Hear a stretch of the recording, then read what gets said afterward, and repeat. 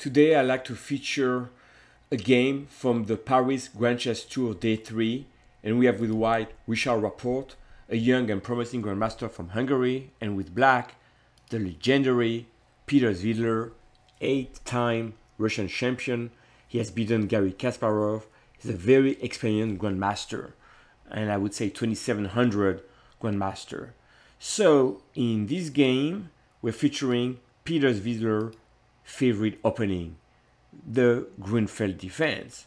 So after knight c3 d5, Peter Svidler has played this opening his entire life, and he's one of the top experts. He has courses on Chessable, and he's extremely knowledgeable about this opening, and that's his main repertoire with black. But here Richard Rapport went with h4, so kind of a provocative way. So well, white said, I'm gonna do h4, h5, take, bring my bishop and my queen, and attack you right away.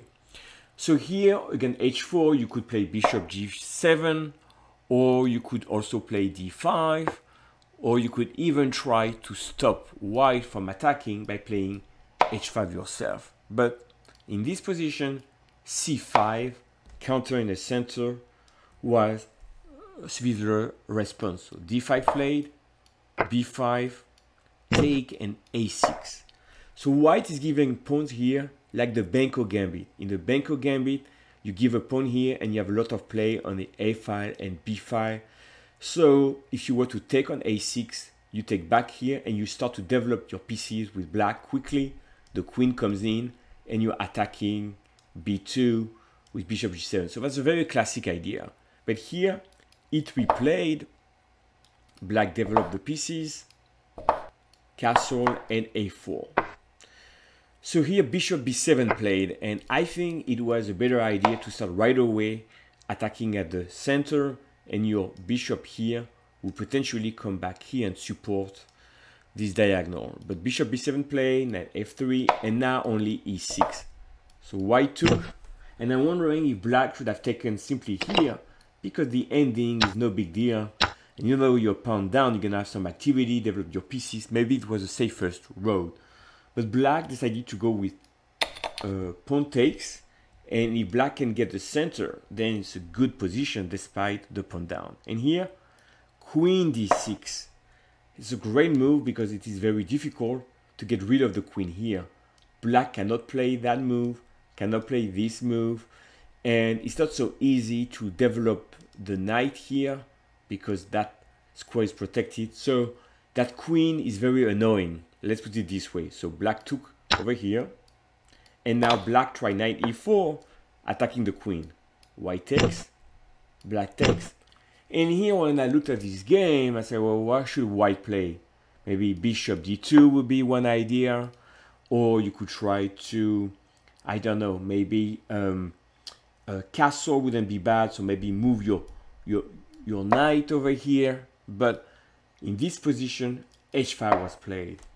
So now I realize that Richard Rapport wants to go with the main plane I explained in the beginning, but also he could bring the queen back here, and with the rook, he could try to sneak in into the h5 and attack the king. So h5 is a very direct attempt to create danger on the h5. And here, queen f6. That move makes sense to me because if you were to take, which was the plan, queen g6, and the queen now is attacking on g2, you are attacking this knight, you're attacking it twice, and the queen is coming to the rescue.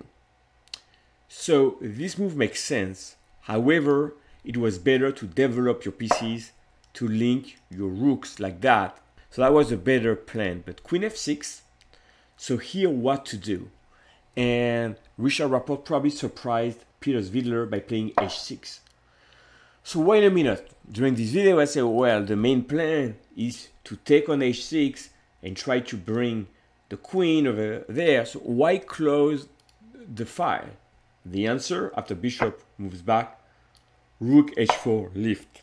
This is called a rook lift because the rook not only is attacking e4, the bishop here, but also threatening rook f4, and white is attacking on the f file and not the h file. And that pawn here is critical because it takes squares away. The queen cannot retreat here. So that's very important. h6, bishop h8, and rook h4.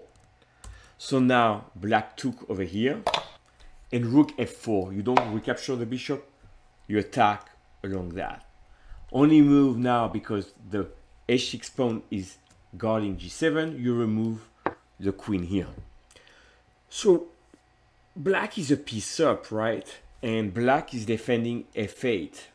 If you take, the queen takes, nothing's happening.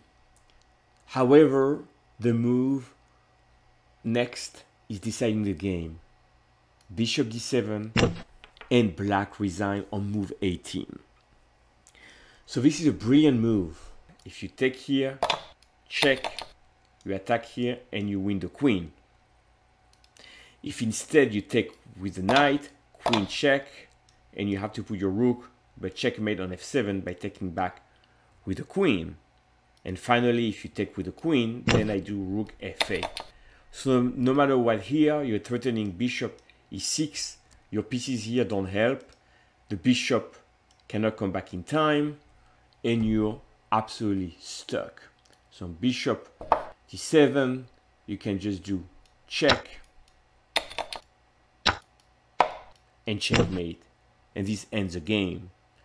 So bishop d7, beautiful win by Richard Rapport, again the top expert on this opening.